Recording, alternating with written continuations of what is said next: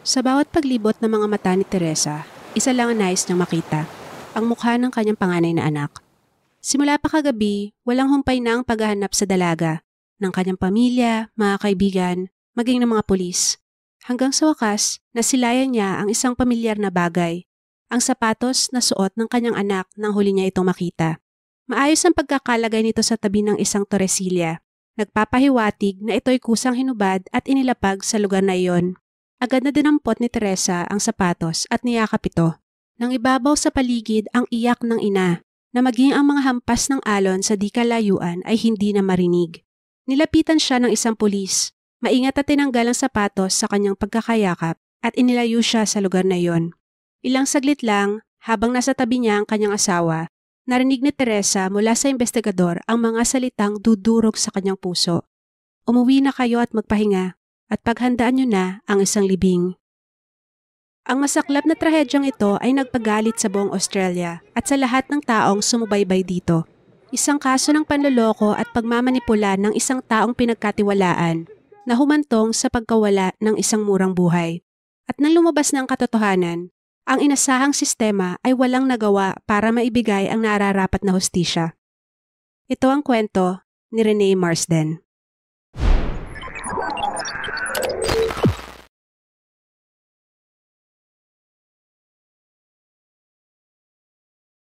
Masayahin at positibong tao. Ganyan inilarawan ni Angus Young ang ex-girlfriend na si Renee Marsden. Ang dalawa ay nagkakilala sa salon na dating pinagtrabahuan ng dalaga at si Angus ay isa sa kanilang mga regular customers. Ayon sa binata, kahit sila'y mga bata pa ay sineryoso nila ang kanilang relasyon at masaya sila sa isa't isa. Bukod dyan, naging malapit din si Angus sa pamilya ni Renee, ang mga magulang na sina Mark at Teresa, pati na rin ang mga nakababatang kapatid nito na sina Luke, Jake at Monique.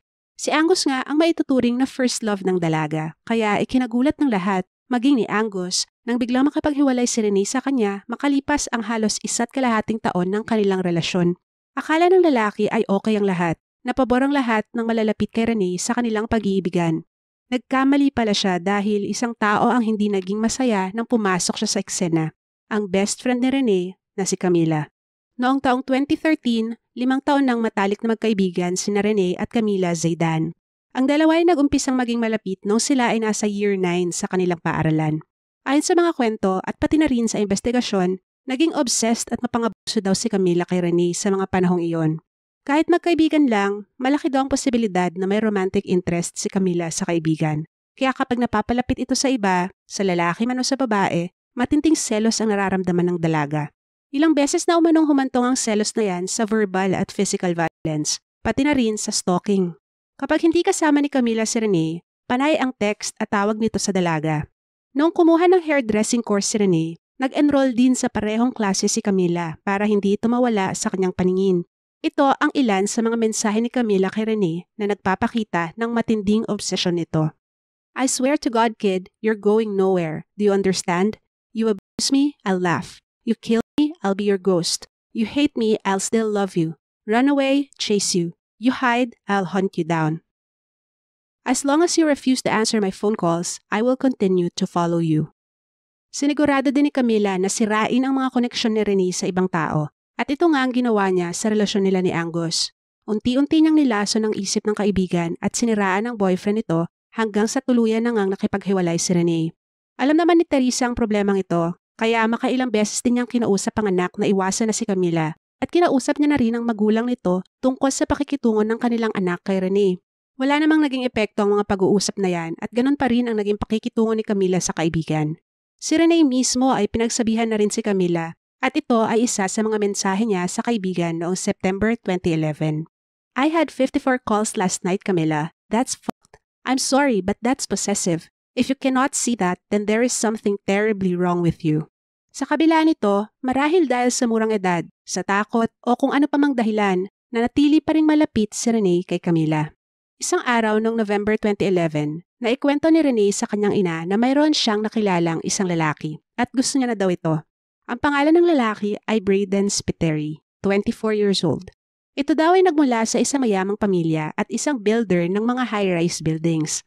Nang tanungin ng ina kung kailan niya ipapakilala sa kanilang binata, nagulat siya sa sagot ng anak. Hindi niya pa daw maipapakilala sa kanila si Braden sa ngayon dahil kasalukuyan itong nakakulong sa Goulburn Prison.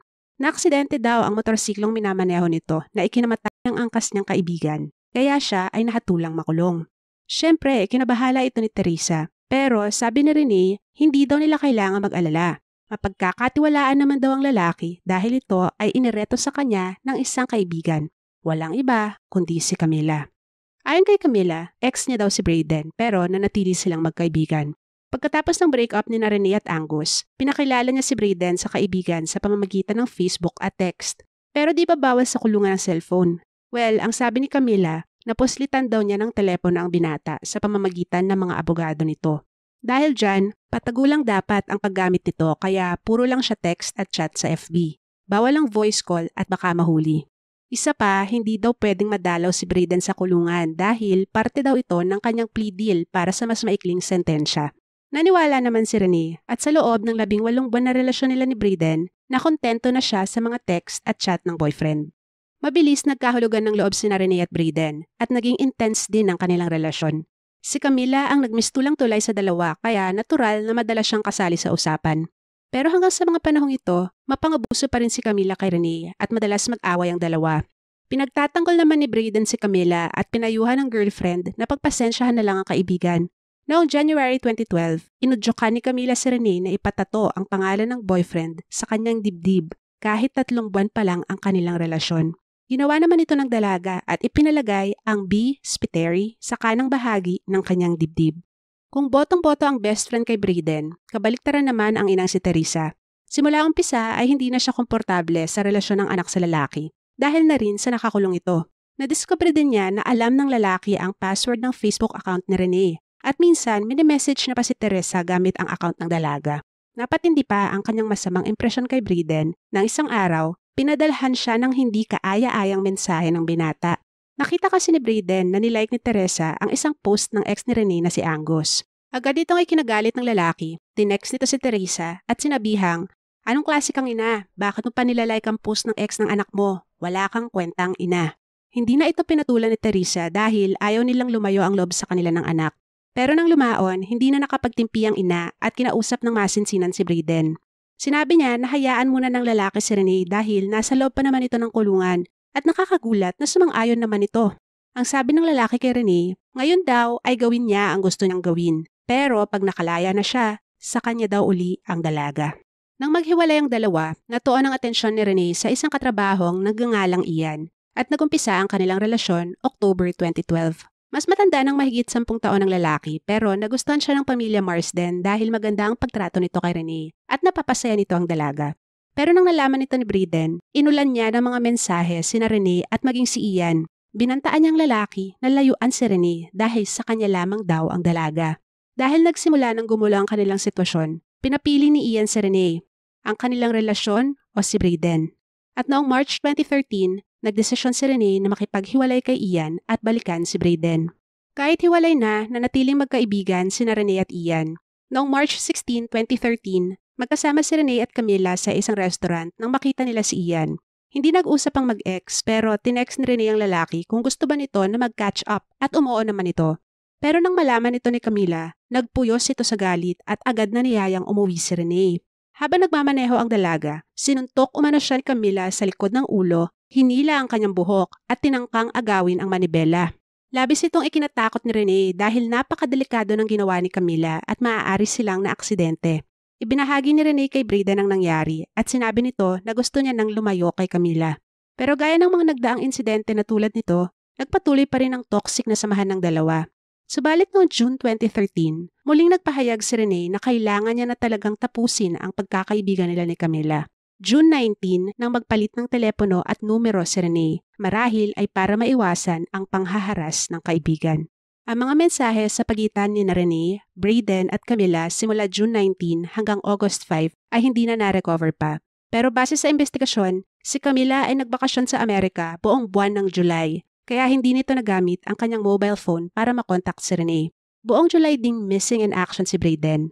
Ang dahilan naman niya ay naghahanda na daw siya para sa kanyang parole hearing. Kaya hindi niya na daw muna gagamitin ang telepono niya kasi baka mapahamak pa siya. Muli, naniwala naman si Rene. Kahit hindi sumasagot, araw-araw pa rin umanong mini-message ni Rene ang boyfriend. Sa kanilang mga pag-uusap ng mga nakaraang linggo, pinaniwala ni Brayden ng dalaga na malapit na itong makalaya at magpapakasal sila. Sa katunayan, nag-set na umano si Rene ng meeting sa isang wedding photographer. Namimiss man ang nobyo, excited naman siya dahil malapit niya na itong makasama. Sa kwarto ng dalaga ay natagpuan ng ina ang isang sulat nito para kay Brayden, dated July 22, 2013. Dito, ibinuhos ng dalaga kung gaano niya kamahal ang nobyo. Bukod dyan, binanggit niya rin ang kanyang planong layuan na si Camila. Na mga panahong ito, pinaniniwala ang tinext ng dalaga si Camila na gusto na nitong tapusin ang kanilang pagkakaibigan. Pero syempre, nabasa na lang ng babae ang message ng kaibigan pagbalik nito sa Australia at agad, alam na nito ang susunod niyang magiging hakbang. Siguro sa puntong ito, alam niyo na si Brayden ay hindi totoo. Siya ay gawa-gawa lang ni Camila, marahil para manipulahin at paglaruan si Rene. O kaya para kahit sa ilusyon niya ay magkaroon siya ng romantic at sexual na relasyon sa kaibigan. Pwede ring all of the above. Ano man ang kanyang motibo, isa lang ang tumatakbo sa isip ni Camila. Kung gusto siyang alisin ni Rene sa kanyang buhay, kasama niyang maglalaho ang pinakamamahal nitong si Brayden. August 5, 2013. Gaya ng normal na araw, maagang pumasok si Rene sa trabaho at maganda naman ang mood ng dalaga. Pero nang umuwi ito bandang 3:00 ng hapon, napansin ng ina na balisa ito. Tinanong niya kung okay lang ang anak at umuo naman si Rene sabay diretso sa kanyang kwarto. Makalipas ng ilang sandali, isang text message ang natanggap ni Teresa mula kay Brayden. Sort your daughter out, threatening to kill herself. Yan ay nasundan pa ng mga hindi kaaya-ayang mensahe mula sa lalaki. Agad namang pinuntahan ni Teresa ang anak at ipinakita ang message ni Brayden. Tinanong muli niya kung anong problema at kung may dahilan ba para siya ay mabahala. Ang sabi ni Rene, hindi na daw kailangan mag-alala ng ina dahil hiwalay na sila ni Brayden. Earlier that day, bago umuwi si Rene, 1:00 ng hapon, kasama niya naglalakad papuntang coffee shop ang isa niyang katrabaho nang bigla na lang daw umiyak ang dalaga. Nanginginig nitong ipinabasa sa kasama ang text mula kay Brayden. I think I need a break and so do you. Sa halos kalahating oras silang magkasama, ilang beses pa daw nag-message si Rene sa lalaki pero hindi daw ito nag-reply. Patuloy daw ang pag-iyak ng dalaga ng mga oras na yon. Nang nakauwi na, halatang balisa at malungkot si Rene pero hindi na daw ito umiiyak. Ilang sandali pagkatapos sabihin ng dalaga sa ina na wala na sila ni Brayden, nakita ni Teresa na muling naglalagay ng makeup at nagbibihis ang anak. Ang sabi ng dalaga, magdi-dinner lang daw siya kasama ang mga kaibigan sa trabaho. Inutusan pa niya ang anak na ihatid ang bunsong kapatid nito sa bahay ng kanilang lola. Maya-maya, pinanood na ni Teresa ang anak na lumabas ng pinto at nagsabing hindi siya magpapagabi. Bago mag 6:00 ng gabi, nakatanggap ng isang text message si Teresa mula kay Rene. I love you so much. I'm sorry for everything and the pain I will now cause you. But I'll be okay. I'll still be here and be around when you need to talk to me. Just call my name and I'll be there. You're the most amazing person and mother ever and my very best friend. I wasn't happy and I need you to understand that it's okay. Don't let this ruin everyone else you need to take care of, okay? I need you to be strong for me. I love you, Mama. I always will. And I'll be waiting when you come. Rene. Noong una ay bahagyang pangamba lang ang naramdaman ni Teresa, pero nang ipabasa niya ang mensaheng ito sa isang kaibigan, pinayuhan siya nito na mag-report na sa mga pulis. At doon niya na na-realize kung gaano kaseryoso ang sitwasyon. Agad na rumisponde ang mga pulis at nagsagawa ng initial interview sa bahay ng mga Marsden. Pagkaalis nila, tinext ni Teresa si Camila, tinatanong kung nakausap niya ba ang anak. Ang sabi ni Camila, nakatanggap daw siya ng text mula kay Rene 5:47 ng hapon na yon at ito ay nagsusorry sa kanya. Nagpresenta si Camila ang samahan si Teresa na hanapin si Rene. Kasama ang kanyang ina, sinundo ni Camila si Teresa at tumungo sila sa mga lugar na madalas puntahan ng dalaga. Isa sa kanilang pinuntahan ay ang di umano'y bahay ng kapatid ni Brayden. Pero pagdating nila doon, walang kahit anong bakas na pumunta doon si Rene. Sinabi pa ni Camila na sa palagay niya ay hindi na doon nakatira ang kapatid ni Brayden. Nagkaroon sila ng lead ng mapag-alaman na base sa phone service provider ni Rene, ang telepono nito ay pinatay ng 5:58 p.m. malapit sa lugar na tinatawag na The Gap. Ang The Gap ay isang ocean cliff o bangin na nakaharap sa Tasman Sea at matatagpuan sa Sydney, Australia. Napakaganda ng lugar na ito kaya isa itong popular na tourist destination. Ganun pa man, ang The Gap ay mas kilala dahil sa isang malagim na statistic. Kada taon, nasa 50 tao ang nagpapakatay dito sa pamamagitan ng pagtalon. Kaya nang matrace ang telepono ni Rene sa lugar, agad na binalot ang lahat ng matinding pangamba. at mas lalo pa nilang pinaigting ang paghahanap sa dalaga. 8:45 ng gabi, natagpuan ang kotse ni Rene 150 meters mula sa dagap. Sa loob, natagpuan ng ilang personal na gamit ng dalaga, kabilang na ang isang Valentine's card mula kay Brayden at ang kanyang wallet kung saan nakita ang isang collage ng mga larawan ng lalaki. Na-recover din sa loob ng sasakyan ang lumang iPhone ni Rene.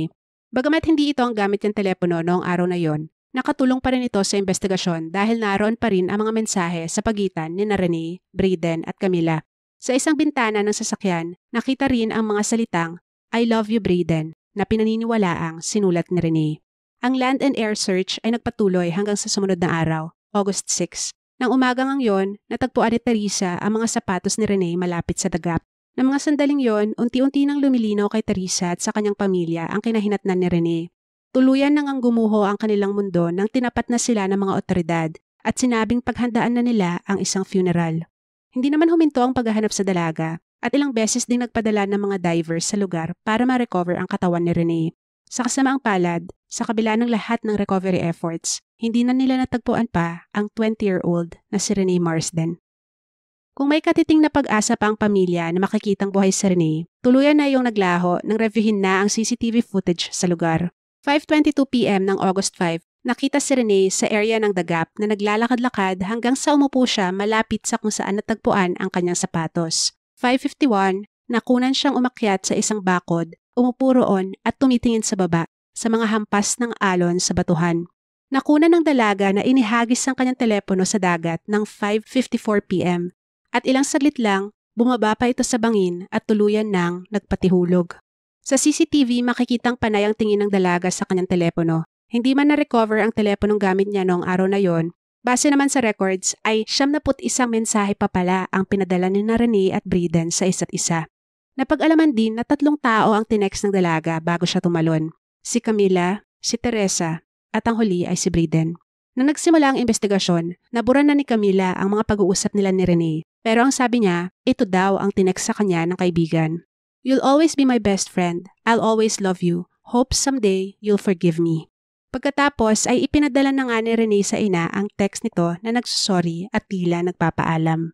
Ang huling message naman ni Rene kay Brayden ng 5:52 p.m. ay hindi na nalaman pa. Dahil sasabihin ko na ngayon, sinira na lahat ni Camila ang mga ebidensya na naging usapan ng dalawa noong araw na yon. Kaya si Camila lang ang nakakaalam kung ano ang huling sinabi ni Rene kay Brayden. 5:55 nang mag-reply si Brayden, pero hindi na ito nabasa ni Rene dahil 1 minuto bago ang message na yon, tumalon na siya sa kanyang katapusan. Labis ang pagdadalamhati ng pamilya at mga nagmamahal kay Rene. Lahat sila ay nagpaabot ng pakikiisa sa pamilya Marsden. Subalit katakatakang tahimik ang taong nasa gitna ng nangyari kay Rene, si Brayden Spiteri. Sa katunayan, tinext pa ni Teresa ang lalaki noong August 7. "Where are you? I want to speak to you. I want answers now. Answer me please. You cannot do this." Subalit hindi siya nakatanggap ng sagot mula sa binata. Nang bumisita si Camila sa bahay ng mga Marsden para makiramay, napag-usapan nila ang hindi pagpaparamdam ni Brayden at ang papel nito sa nangyari kay Rene. Agad naman siyang pinagtanggol ni Camila. Huwag daw sisihin ng lalaki dahil nasasaktan din daw ito sa nangyari. Nang tanungin siya kung paano niya ito nalaman, ang sabi ni Camila ay nakausap niya daw ito noong araw na nawala si Rene. Nabanggit ni Teresa na ibinigay niya sa mga investigador ang phone number ni Brayden. Nang marinig ito, nagbago umano ang kilos ni Camila. Tila nabalisa at sinabi pa kay Teresa na dapat hindi niya ginawa yon at bawiin daw nito ang impormasyon na yon sa mga pulis. Hindi naman pumayag ang pamilya ni Rene, lalo na ang mga magulang nito na hindi maungkat ang katotohanan sa nangyari noong araw na nagpakamatay ang anak. Sinubukan nilang puntahan ang phone service provider ni Rene para hingin ang records ng mga text messages sa bagong telepono nito. Unfortunately, automatic daw na nade-delete ang mga ito dahil 7 days lang itong nananatili sa kanilang system. Wala ring utos ang mga otoridad na huwag burahin ang mga ito, kaya noong araw na pumunta sina Teresa at Mark, huli na ang lahat. Pero gaya ng nabanggit ko kanina, na-recover sa sasakyan ni Rene ang kanyang lumang telepono. Pero hirap daw ang mga investigador na ma-recover ang mga messages dahil nakalock ito. Remember, 2013 pa nangyari to kaya hindi pa ganun ka-advanced ang digital forensics. Subalit talagang hindi basta-basta susuko ang pamilya ni Rene. Isang kaibigan ng kanilang 13-year-old na anak ang nagsabi na mayroong app na pwedeng bilhin para ma-recover ang mga messages na ito. Sa halagang $100, na-recover nga nila ang mga messages sa phone ni Rene. Ang problema, halo-halo ang mga ito, hindi sunod-sunod base sa petsa at oras. Pero syempre, dinaan ng amang si Mark sa tiyaga at inorganize ang mga mensaheng ito. Total ng 11,000 text messages sa pagitan ni Renee, Braden at Camila mula March hanggang June 2013. Nilagay niya ang mga ito sa isang spreadsheet at doon nakita niya ang isang pattern. Tuwing kausap ni Renee si Braden, wala si Camila. At tuwing kausap ni Renee si Camila, wala si Braden. Sa daming beses nito nangyari, hindi mo masasabi na coincidence lang ito. Noon, lumutang na nga ang nakakagalit na katotohanan. Si Camila ay si Braden at kinatfish nito ang matalik na kaibigan. Ang pinakamalala, maaaring tinulak nito si Renee na tapusin ang sariling buhay. Sumang-ayon ng mga investigador sa konklusyon na ito ng mga magulang ni Renee at itinuon na nila ang kanilang focus kay Camila Zaydan. August 25, 2013, kusang nagpunta si Camila sa police station para sa isang interview tungkol sa pagkakaibigan nila ni Renee, tungkol kay Braden at ang mga usapan nila ilang linggo bago mawala ang kaibigan. Dahil walang nakuhang useful na impormasyon, bago matapos ang interview ay diretsahan siyang tinanong ng investigador kung siya ba si Braden dahil iyon ang sinasabi ng ebidensya. Itinanggi ito ni Camila. Sinabi pa nito na sana raw naroon din siya kung nasan si Renee para daw magkaroon din siya ng peace at magkasama na silang dalawa. Tinanong pa nito kung talagang wala na ba ang kaibigan. Natapos ang meeting na hindi umamin si Camila na siya nga si Braden. Kinabukasan, dinala sa ospital si Camila dahil malaki umano ang posibilidad na saktan nito ang sarili. Habang naka-confine, wala pa ring binanggit ang babae tungkol kay Braden. Nanatili siya roon hanggang August 30. Noong September 23, gamit ang search warrant, nagtungo ang mga pulis sa bahay ni Camila para kumalap ng ebidensya. Partikular na ang telepono o SIM card na ginamit nito bilang Braden. Sa paghahanap, nadiskubre nila ang isang sulat ni Renee para kay Braden. Punit-punit at nasa basurahan. Kinuha din nila ang mga telepono ni Camila at sa isa ay nakita nila ang larawan ni Camila kasama si Braden.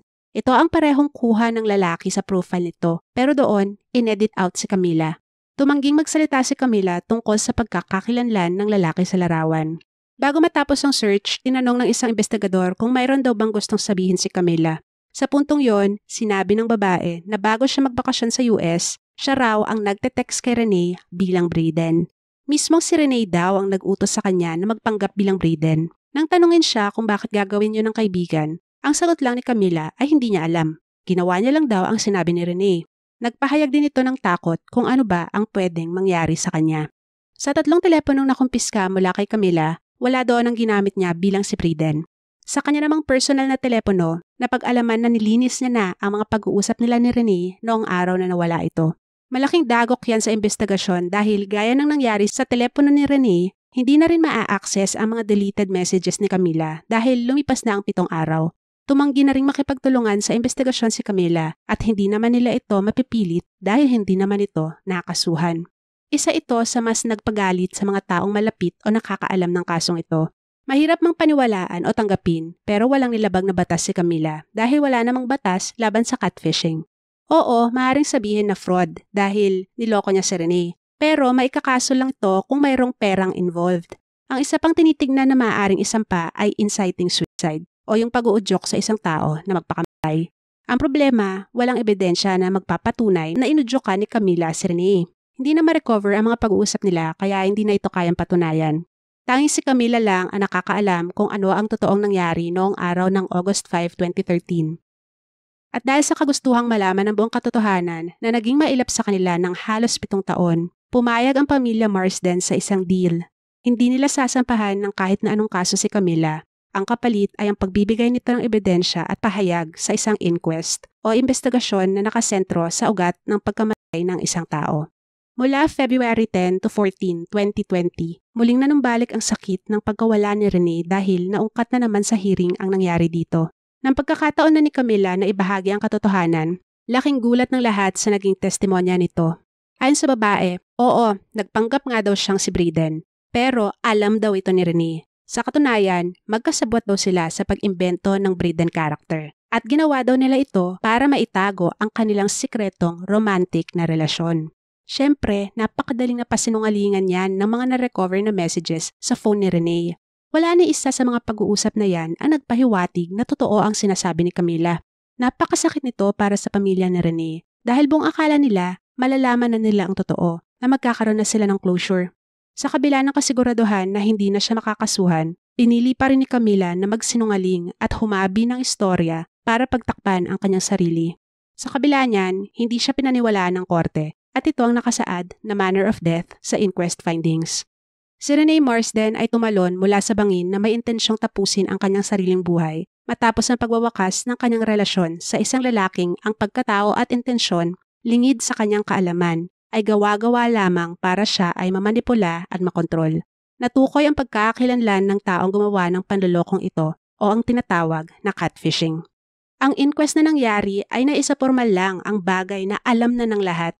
Hindi lumabas ang buong katotohanan at lalong walang hustisyang nakamit. I trusted you. You came into my home. My home, I trusted you. You could have told me anytime. Ayon kina Teresa at Mark, napakahirap sikmurain ang nangyari. Lalo't hanggang ngayon ay nakikita pa rin nila si Camila sa grocery, sa park o minsan nakakasalubong lang nila sa kalsada. May sarili ng pamilya ang babae ngayon, namumuhay ng normal na parang walang nangyari. Habang ang kanilang anak nawala ng isang iglap at hindi na nila nakita muli. Napakasakit sa buong pamilya, subalit ginamit nila ang trahedyang yan para itulak na magkaroon ng matibay na batas sa Australia laban sa catfishing. Hindi man ito madali, isa itong laban na hindi susukuan ng pamilya Marsden. Hindi lang para sa alaala ni Renee, kundi para sa iba pang biktima o magiging biktima ng marami pang Camila na naglipana sa likod ng screen. Ito ang isang kaso na may napakaraming nakakagalit na detalye. Mula sa ilang taong pagiging mapang-abusong kaibigan kuno ni Camila hanggang sa pangka-catfish nito kay Renee. Karamihan sa impormasyon sa videong ito ay mula mismo sa 2020 inquest findings at doon napakaraming detalye na magpapatunay kung gaano ka-possessive, abusive at manipulative nitong si Camila. Ililink ko yan sa description kung gusto nyong mabasa.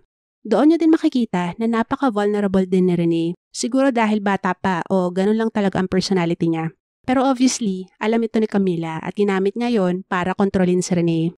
Hindi na ako magtataka kung sa mga huling text nito kay Renee bilang Brayden, talagang sinagad niya ito to the point na ayun na nga ang naging ending.